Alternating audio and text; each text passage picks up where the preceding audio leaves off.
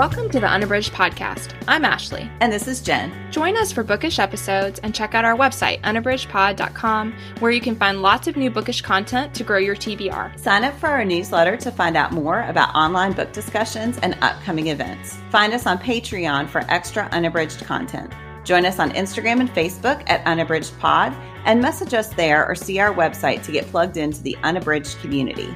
You want opinions about books? We've got them.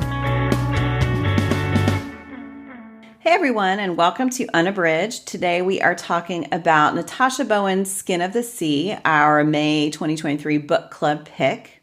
Before we get started, I want to remind everyone about our great content over on Patreon. So we are really trying to boost our Patreon content this year in hopes that you all can help us support the podcast. So if you support us, you can find out more at patreon.com/unabridgedpod. You get an extra episode of Unabridged every month, and sometimes we have a couple other little bonus things on there as well. And we have several different levels at which you can support us. So you can, you can always just drop in for a month and give us a little boost and then drop right back out again. But you can access all of the back episodes if you do that. So if you visit patreon.com/unabridgedpod, you can find out more there. All right, we are going to start today's episode with our bookish check-in. Ashley, what are you reading? So I wanted to share one of the things I'm reading is Dean Atta's The Black Flamingo. I have been wanting to read this since it came out and just hadn't gotten to it yet.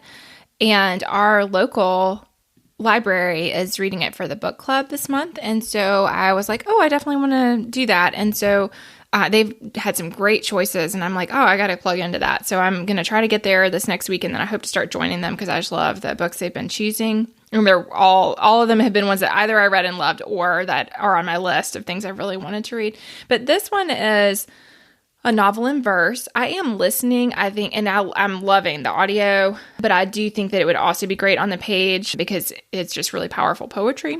Basically, I'm still early on in it. Early on in the book, it is really about early childhood and we see the narrator as a 6-year-old boy, and he desperately wants a Barbie for his birthday. And he's told his mom, and he really is like hoping for it. And he gets this package that looks like a Barbie because it's the right size. And then when he looks, it's a Teenage Mutant Ninja Turtle. And so, of course, he's super disappointed. A lot of it is just about his experience. We see that scene, and then we also see she does get him a Barbie for Christmas. But then when he goes to see the rest of his family, she's like, why don't you leave her here? I need her to help me clean up the house while you're gone. And so I think what I'm finding really powerful about it is it's showing all those cultural norms, but in a way that we're seeing from this young child's perspective, so that we as the reader are like, of course she wants you to leave it at home because she's worried about what will happen if you take the Barbie to the rest of the family or if you take it out with friends. But she also wants you to have the thing that you really want. And so we just see all that happening. And even as the child, he's young and he's moving into like 8 and 10, but he's friends with all these girls, and all the boys are really jealous of how he's friends with all the girls. But he's friends with all the girls because the girls kind of see him as one of them. And so we see how, again, kids know all these things about each other and themselves, even though they know them in a very different way than we perhaps perceive them as adults. And so far, I'm just really loving it. I see how he's struggling to find his place and to navigate being who he is, but also having friends and trying to get along with people, and just how hard that is. And so, I'm just loving it. I think that we see a lot of the struggles that he's going through, and I know that it is moving toward, the Black Flamingo is about him in drag, and so I know that that's kind of the direction, and you see a tiny bit, you see hints of that in the beginning, but again, where I am in the story, it's still like unpacking childhood, and I'm loving it. The language is so powerful. I think it creates Atta's creating these really vivid depictions of just scenes that you can see playing out. But yeah, I'm loving it. So this is, again, Dean Atta, and it's The Black Flamingo. And the main character there he's mixed race. He is gay. He is trying to find his way and also navigating family things, like his dad's not in the picture, and he has his mom originally, like his name doesn't match, and so there's some of those things that he's navigating. He has a sister, but the sister has a different dad. So there's a lot of that stuff too that he's working through. So I think it's really beautifully done. It is a very quick read, but also really powerful. I'll definitely read more by Ada. That's great. That's been on my list to read for a long time. That's what, it's funny because same. I don't know what my holdup was, but like I said, I just needed a nudge because I absolutely love it. It's just so powerful. And then, I mean, action packed, like it's quick, but there's so much in there. And it is a novel in verse. So if you're looking for a novel in verse for yourself or for students, this is a great choice for that too. What about you, Jen? What are you reading? So I'm in the middle of a doorstop book. This is Marlon James's A Brief History of 7 Killings. And this is actually one of my 23 backlist books for this year. I really enjoy James's work. So he also wrote the Book of Night Women, and he has a fantasy series that starts with Black Leopard, Red Wolf that I read the first book. I haven't read the second yet. But yeah, James is he tends to write these really chunky, amazing books. He is Jamaican, and both the Book of Night Women and this one, A Brief History of 7 Killings, center in Jamaica. So this one has multiple sections, but the first two are in the 70s. And the very first one is in 1976 when Bob Marley had returned to Jamaica and was at the center of an assassination plot, and which I did not know about. And the book has this huge sprawling cast of characters, and you cycle through their voices, and their voices are very distinctive. There's a lot of dialect that really evokes the feeling of Jamaica and the sense of the Jamaican characters versus there are some American characters who have come to Jamaica. There's a reporter from Rolling Stone. There are some members of the CIA who are also wrapped up in this assassination plot. So it's just this really evocative look at a part of history about which I know virtually nothing. And also this look at the people who come from different parts of Jamaica, both geographically, but also different parts of the socioeconomic structure. There are some gang members, and then there are people who are more wealthy, and you see men and women. And James's writing is just, this won the Booker when it came out in, I can't remember if it was I think it was 2015. And his writing is just, kind of experimental, very immersive. Yeah, it's amazing. So I'm not quite halfway through. It's almost 700 pages. So it is an endeavor, which is part of the reason it's been sitting on my shelf so long. I knew I wanted to read it, but diving into a challenging 700-page novel is not something I can do every day. But finally I was like, I just need to pick it up. And yeah, I haven't wanted to put it down. So that is Marlon James's A Brief History of 7 Killings.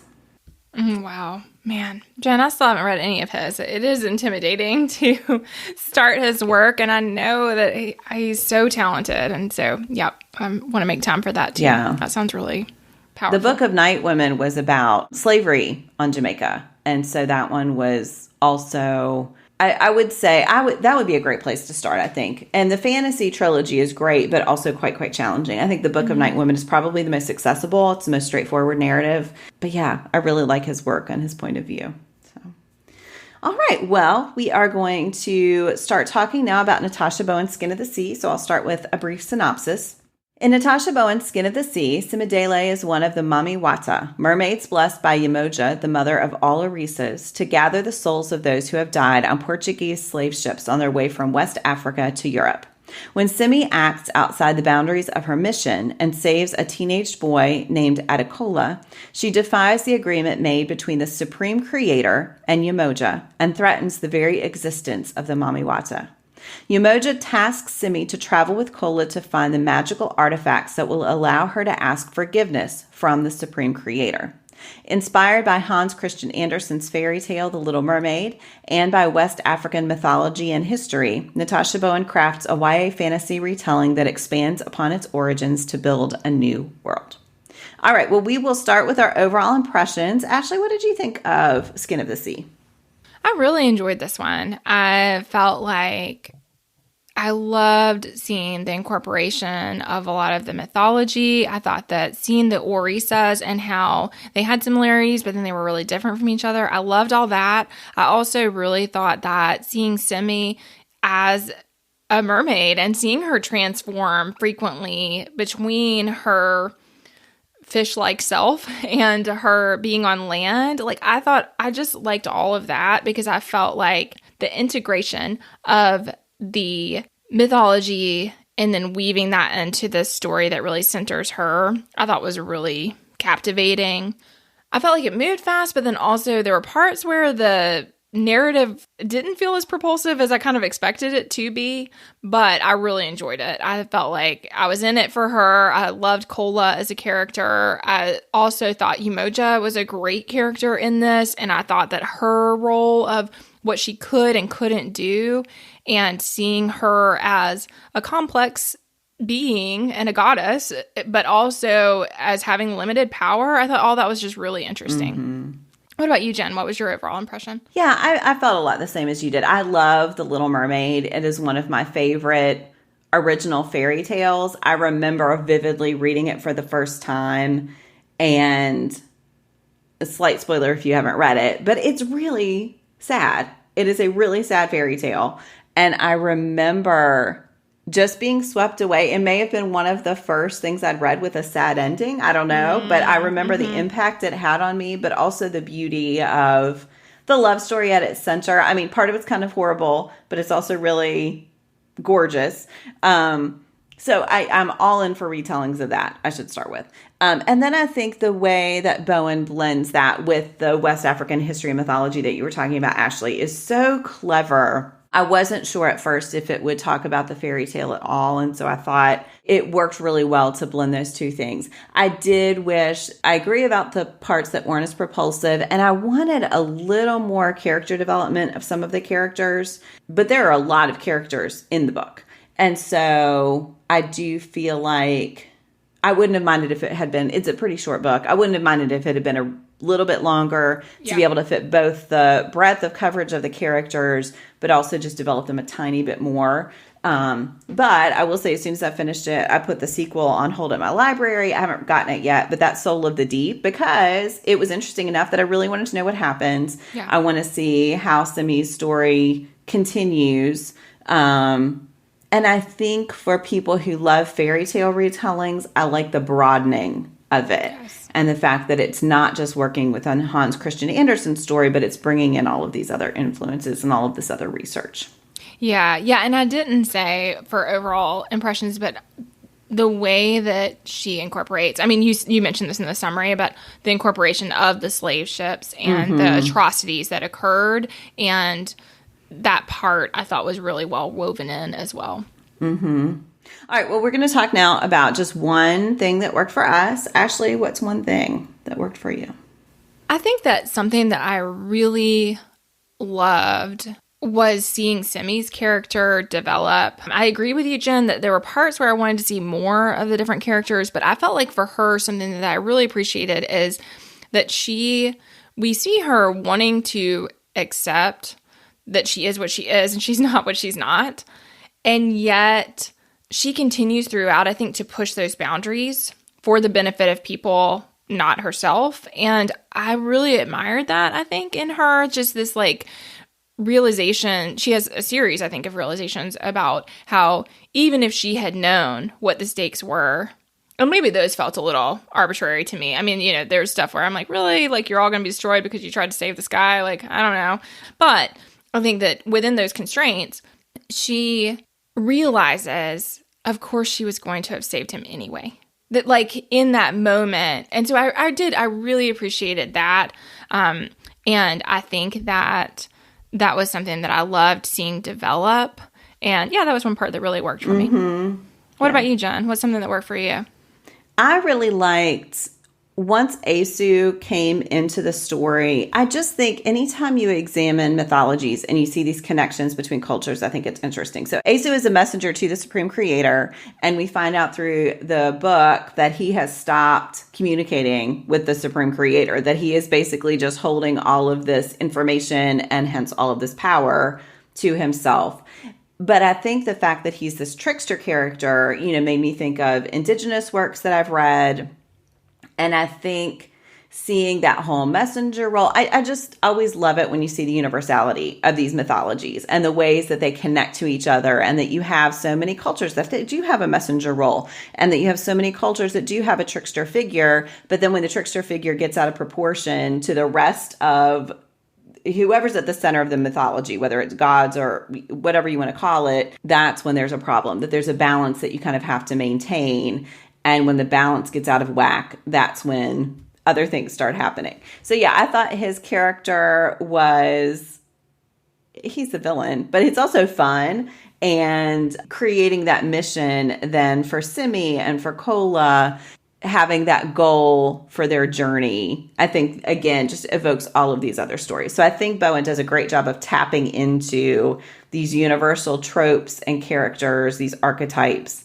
And that's one thing that I just love about fairy tales and fairy tale retellings is you're tapping into these things that you see so often. I think I really enjoy that. So yeah, I thought Asu was an interesting figure. And then I'm assuming all of you who are listening who have read this, so you know that he is also an Ifideo, and so he's one of their companions on part of the journey. And I knew there was something off about him, but I wasn't. Anyway, seeing the way that all develops, I think is really fun and satisfying. And I think for younger readers who may not predict that would be a real moment, that reveal. So yeah, I really like that part of it. Yeah, that all worked for me too. Yeah. All right, we're each going to highlight a quotation now. Ashley, what quote do you want to discuss? This is when Umoja is talking with Simi after, so she saved Kola and then realized that she's put the Mamiwata at risk of being destroyed, essentially, because she's violated kind of their covenant of what they can and can't do in their role. And Umoja says to her, "I know you will make things right. What is done is done. We cannot change the past, only learn from it. What happens next is up to you." And I think at the core, that was something that I really just loved in the story, is this idea that there are these things that we just cannot control. And some of them are really awful. And we see these really horrific atrocities happening. Like I said, I thought that Bowen did a really powerful job of, while the slave ships are not the center of the story, she shows the horrific nature of them. And they are the context in which this central story is playing out. And so I felt like there's so much that can't be controlled by them in this story, and yet they continue to show up, and they continue to be courageous, and they continue to act out of love for other people. And I thought that really worked for me. So I think that's just I like the quote, but I also like that larger thematic message that I feel like is a big part of the story. Mm-hmm. What about you, Jen? What quote did you choose? I'm really torn between two. I think I'm going to go with, "Here is a story it is." And that is the way that all stories in all mythology and all, whatever you want to call it, fairy tales within this novel begin. And I think that sense of, in Western culture, a lot of times it's once upon a time, but just that sort of reverence and tapping into tradition. I really love that. So, and I love "here is a story it is." There's something just so beautiful about those words. And I think placing it in that context of larger stories, again, I mean, that was what worked for me, right? So I think that quotation, just tapping into that. I'm going to cheat a little bit and just say the other one I was going to do is where the title of the book is mentioned. It's "When you peel back the skin of the sea, you never know what you will find." And I like that as well, right? That there are these superficial things, but then there's all of this depth underneath it. And we see throughout that Simi is finding out deeper truths. She thinks she understands something, but then she realizes there's so much more beneath the surface, which you definitely talked about with Umoja, Ashley. So yeah, sorry I cheated, but I really wanted to mention that too, because I think that I always get that little zing when the title of the book is mentioned, but then there's a lot of depth there. Yeah. Yes. Yeah, I like that too. And I thought that just like also in the literal part of the sea that, when she's going down into the depths, really talks about. And I think it is humbling to remember how little we as humans know about what is in the ocean. I mean, it is astounding. My kids are very into science, and so, they're always listening to this stuff that reminds me of how little we know about what's down there and how limited our knowledge is. And so there's that component too. And yes, same. I'm always like, oh, there's the title. So it's funny because that does not always happen in books, but it is satisfying. And I felt like the title worked well because it is both, her as the mermaid, but also, and that's such a part of the story that she's not human and she's having to reckon with that reality over and over again. But then also like the depths of the entire world down there that, humans have no connection to. Right. Yeah. All right. Well, we are going to move on to our pairings. Ashley, what pairing would you recommend for Skin of the Sea?